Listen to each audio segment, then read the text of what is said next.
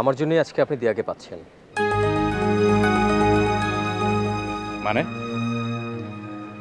না মানে আমাকে অ্যারেস্ট করতে এসেই তো আপনার সঙ্গে দিয়ার প্রথম দেখা হয়, তাই না? ও হ্যাঁ, এনিওয়ে, তাহলে আসি ভাই। ঠিক আছে, দেখা হবে। নিশ্চয়ই। আরেকটা কথা, দিয়া সম্পর্কে যদি স্পেশালি কিছু জানতে চান তাহলে আমাকে বলেন, আমি আপনাকে জানাবো। দাঁড়ান,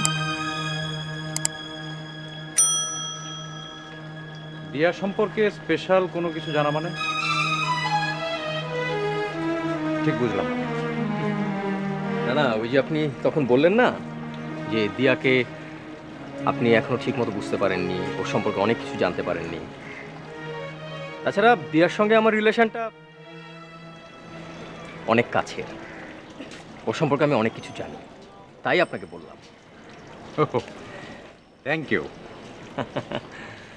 তবে দিয়া সম্পর্কে কোনো জানাটা আমি কারো কাছ থেকে ধার করতে চাই না।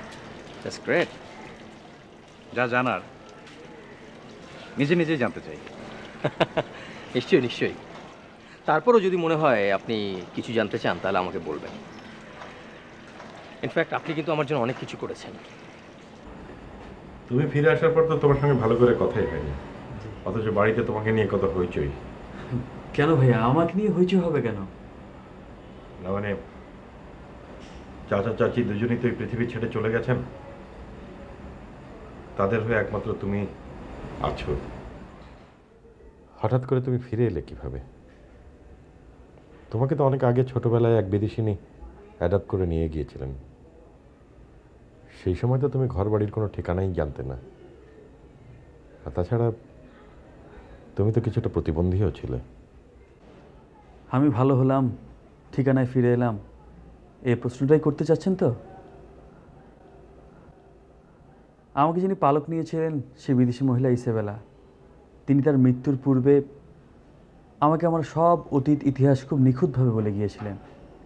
আমি কে, কোথা হতে তিনি আমাকে পেয়েছেন, আমি কার সন্তান, সব সব তিনি আমাকে নিখুঁতভাবে বলে গেছেন।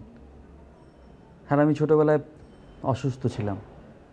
হ্যাঁ, আমার পায়ে একটু সমস্যা ছিল, আর কানেও কম শুনতাম। ঠিক আছে, আর বলতে হবে না। বাবা বললেন তুমি নাকি এখন থেকে এখানেই থাকবে, আজ থেকে তুমি আমাদেরই আরেকজন। ভালোই হলো তোমাকে কাছে পেয়ে। এতদিন পর আপনাদেরকে কাছে পেয়ে আমারও খুব ভালো লাগছে। কি করবে এখন, চাকরি নাকি অন্য কিছু? মাত্র গ্র্যাজুয়েশন শেষ করেছি, দেখি এই দেশে কোনো চাকরি বাকরি পাই কি না। দেখো চেষ্টা করে। আচ্ছা পলাশ, তুমি তো দীর্ঘদিন বিদেশে ছিলে, তা আবার একজন বিদেশিনীর কাছে। I don't trust you. আপনি ওদেরকে 7-8 দিন ধরে চেনেন, আর আমি চিনি দীর্ঘ 12 বছর ধরে। এক রাতে স্বভাব বদলে যায় না। আপনি নিশ্চয়ই আপনার কোনো স্বার্থের জন্য এসব করছেন। আর আপনি কি জানেন এদের মধ্যে কেউ কেউ ছিল আমার মার খুব পছন্দের? না তো, আমি তো জানি না। অবশ্য সেটা জানার কি আমার কোনো প্রয়োজন আছে? না। মানুষ টাকার জন্য এত নির্লজ্জ হতে পারে, আমি আপনাকেই প্রথম দেখলাম। ছি, আপনার মতো মেয়ে মানুষকে দেখলেই আমার ঘৃণা হচ্ছে। নীলা, আমি তোমাকে অত্যন্ত বিনয়ের সঙ্গে সাবধান করে দিচ্ছি যে আর কখনো কোনোদিন আমার সম্পর্কে একটা আজে বাজে কথা তুমি বলবে না। তুমি যেরকম উচ্ছৃঙ্খল মেয়ে, এই সমাজে তোমার অবস্থান কিন্তু আমার চেয়ে অনেক অনেক নিচে, বুঝতে পারো? ফর ইউর কাইন্ড ইনফরমেশন, আমি কিন্তু তোমার মতো উচ্ছৃঙ্খল বা বড়লোক বাবার নষ্ট মেয়ে নই। Just stop it. আমাকে নিয়ে আজে বাজে কথা বলার সাহস পেলেন কোত্থেকে আপনি? তুমি বোধহয় ভুলে যাচ্ছ আমি মিসেস রানা চৌধুরী। আর আমিও মিস্টার রানা চৌধুরীর একমাত্র কন্যা। বউ চাইলে কিন্তু বউ পাওয়া যায়। কিন্তু মেয়ে চাইলে কি মেয়ে পাওয়া যায়? হুম? You're right. But listen, life is not a bed of roses, নীলা। তুমি যদি মনে করো এরকম উশৃঙ্খল জীবন ধারণ করে বা এরকম আজে বাজে ছেলেদের সাথে মেলামেশা করে তুমি তোমার বাবার সুনাম রাখবে, then you are wrong, absolutely wrong. আমি তোমাকে বোঝাবার চেষ্টা করছি, তোমাকে আমি আরো বোঝাবার চেষ্টা করব। তুমি যদি আমার কথা না শোনো তাহলে বাধ্য হয়ে আমাকে আরো কঠিন হতে হবে। আর একটা কথা জেনে রেখো, তোমাকে সুস্থ জীবনে ফিরিয়ে আনার জন্য তোমার যতটুকু ভালো করার দরকার সেই হিসেবে আমার যতটুকু অধিকার প্রয়োগ করা দরকার সেটা আমি করব, এবং সেটার জন্য তোমার সাথে আমার কোনো রকম রক্তের সম্পর্কের কিন্তু প্রয়োজন নেই। ভালো, আপনি আমার ভালো করবেন, তাই না? ওকে, বাট একটা ব্যাপার কি, আপনি যে স্বপ্নটা দেখছেন না যে আমার বাবার সঙ্গে সংসার করবেন, এবারের চাবি আপনার কাছে থাকবে, আমি বেঁচে থাকতে বোধহয় এটা সম্ভব হচ্ছে না। That's wrong. হ্যালো, কি হয়েছে মোহনা, তুমি কাঁদছো কেন? আমি আমি ভীষণ সরি, আমাকে আমাকে তুমি মাফ করো। আমি আমি আর সংসার করতে পারছি না তোমার সঙ্গে। I am sorry. নীলার সাথে ঝগড়া হয়েছে? ঝগড়া হবে কেন? তাহলে হলোটা কি? তোমার না আজকে অফিসে জয়েন করার কথা? হ্যাঁ ছিল, কিন্তু নীলা আমার সাথে ভীষণ মিসবিহেভ করেছে। তাই নাকি? কিন্তু কেন? আমি আমি এবারে সব কাজের লোকদের বিদায় করে দিয়েছি, তাই। হোয়াট?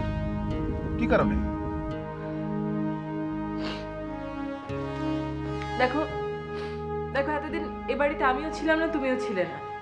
কাজের লোকগুলো প্রত্যেকে বেয়াদব হয়ে গেছে, ওরা নীলার কথা কেউ শোনেই না। মেয়েটা তো সকালে বেরোয়, রাতে ফেরে। এভাবে চললে রানা, নীলার জীবনটা নষ্ট হয়ে যাবে। ঠিক আছে ঠিক আছে, ইটস অলরাইট।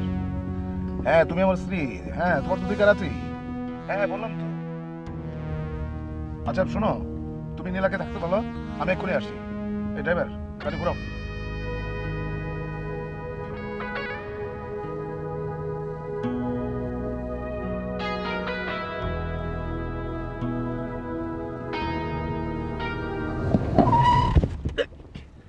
কি করলে?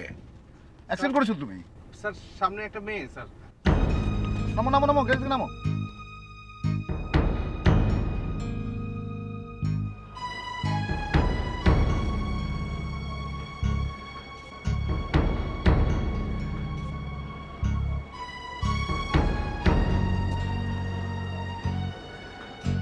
এই মেয়ে, এই এই মেয়ে, এ তুমি কি করলে? হ্যাঁ স্যার আমি তো দেখিনি, জাস্ট হঠাৎ সামনে এসে পড়ে গেছে, আমার তো কোনো দোষ নেই স্যার। চলো চলো, হাসপাতালে নিতে হবে। ধরো, উঠাও উঠাও। রাত তো এখন 10টার বেশি বেজে গেছে। শান্ত, তুই এক কাজ কর, কাব্যকে নিয়ে থানায় যা। আর থানায় ওই আমাদের সজল আছে, সজলের কাছে যা। আমি বিপ্লবকে নিয়ে বেরোচ্ছি, যা। কাব্য, হ্যাঁ আমার সাথে।